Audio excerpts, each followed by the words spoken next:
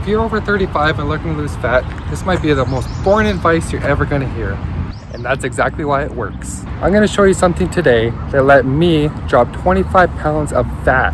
Most guys think fat loss after 35 means more intensity, more hit, and more suffering. But I'm just walking like I'm late for nothing. Now you see, the problem isn't effort, it's actually recovery.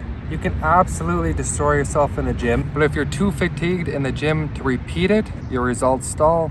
This used to be me thinking more intensity meant better results. And don't get me wrong, it builds discipline, but it's not always sustainable. That's the problem. When life gets busy, stress goes way up and you don't sleep good, and that's where progress usually dies on us. So what actually worked? It was simple. It was something I could repeat every single day without even thinking. 8 to 12,000 steps a day, that's it. There was no emotional attachment, no hype, just showing up every day, consistency. And I know what you're thinking. You think that can't be possibly all there is to it. And that's the problem. We think progress has to feel hard when it doesn't. But sometimes boring wins. But why does it work? Well, I'll tell you, it's simple math really. Math you already know. We all know 3,500 calories in a pound of fat. Every mile we take is about 2,000 steps, and every 2,000 steps burns 80 to 100 calories. So we do the math, and what does it mean?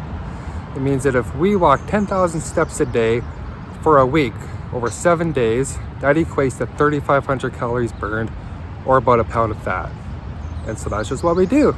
See, simple, right? But wait, there's more.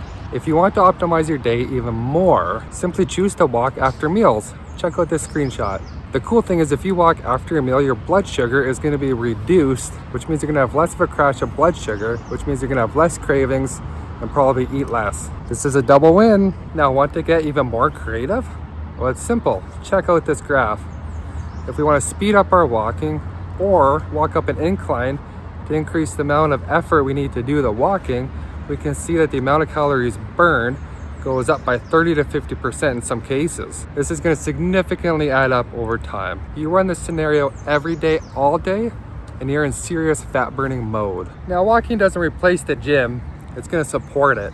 It keeps you lean, it keeps you moving, and it makes fat loss something you can actually sustain. So let's be honest, are you actually hitting your steps? Or are you just overcomplicating fat loss again? Make sure to subscribe and follow for more videos like this.